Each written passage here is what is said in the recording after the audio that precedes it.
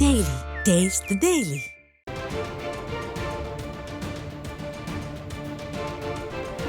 அண்மை செய்தியை பார்த்து வருகிறோம்.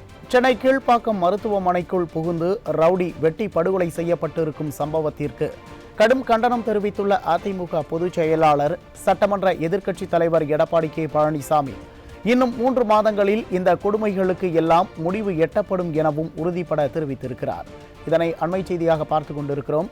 இது தொடர்பாக புரட்சித் தமிழர் வெளியிட்டுள்ள கண்டன அறிக்கையில், தமிழகத்தின் தலைநகர் சென்னையில் நாள்தோறும் நூற்றுக்கணக்கான நோயாளிகளும் பொதுமக்களும் வந்து செல்லும் கீழ்ப்பாக்கம் மருத்துவமனைக்குள் புகுந்து கர்ப்பிணி பெண்கள் இருக்கும் மகப்பேறு மருத்துவ பிரிவின் அருகில் ஆதி என்பவரை அடையாளம் தெரியாத கும்பல் சரமாரியாக வெட்டி கொலை செய்துவிட்டு தப்பி ஓடி இருக்கிறது என குறிப்பிட்டிருக்கிறார். பொதுமக்களின் உயிரை காக்கும் அரசு மருத்துவமனைகள் இந்த வெற்று விளம்பர மாடல் அரசில் உயிரை பறிக்கும் களமாகவும் கஞ்சா செடி வளர்க்கும் இடமாகவும் மாறியிருப்பது மிகுந்த வேதனைக்குரியது மட்டுமல்ல, கண்டனத்திற்கு உரியது என்றும் கண்டனம் தெரிவித்திருக்கும் புரட்சி தமிழர், சட்டம் ஒழுங்கை பேணி காக்க வேண்டிய காவல்துறையை தன் கட்டுப்பாட்டில் வைத்திருக்கும் பொம்மை முதலமைச்சரோ தமிழகம் அமைதி பூங்காவாக திகழ்கிறது என வழக்கம் போல் பொய்யான அறிக்கையை படித்துவிட்டு போலி நாடகத்தை அரங்கேற்றிக் கொண்டிருக்கிறார் என சாடியிருக்கிறார்.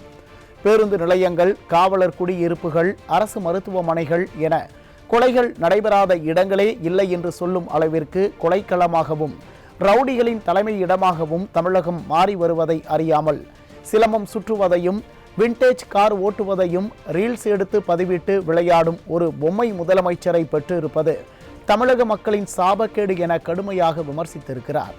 மேலும் தமிழக காவல்துறைக்கென நிரந்தர டிஜிபியை கூட நியமிக்க வக்கற்ற பொம்மை முதல்வராலும் தலைமையில்லாமல் சரியானபடி செயல்படாத காவல்துறையாலும் தமிழக மக்கள் இன்னும் என்னென்ன துயரங்களை சந்திக்க வேண்டியிருக்குமோ என்ற அச்சம் மக்களிடையே உருவாகி உள்ளது என குறிப்பிட்டுள்ள சட்டமன்ற எதிர்க்கட்சி தலைவர், நான் ஏற்கனவே சொன்னது போல பொம்மை முதலமைச்சரின் கீழ் இயங்கும் விளம்பர அரசையும் காவல்துறையையும் இனியும் நம்பி எந்தவித பயனும் இல்லை என்பதால் பொதுமக்களே அவரவர் உயிர் பாதுகாப்பை அவரவர்களே உறுதி செய்து கொள்ள வேண்டும் எனவும் இன்னும் 3 மாதங்களில் இந்த கொடுமைகளுக்கு எல்லாம் முடிவு எட்டப்படும் எனவும் உறுதிபட தெரிவித்திருக்கிறார். இதனை அண்மை செய்தியாக பார்த்து வருகிறோம்.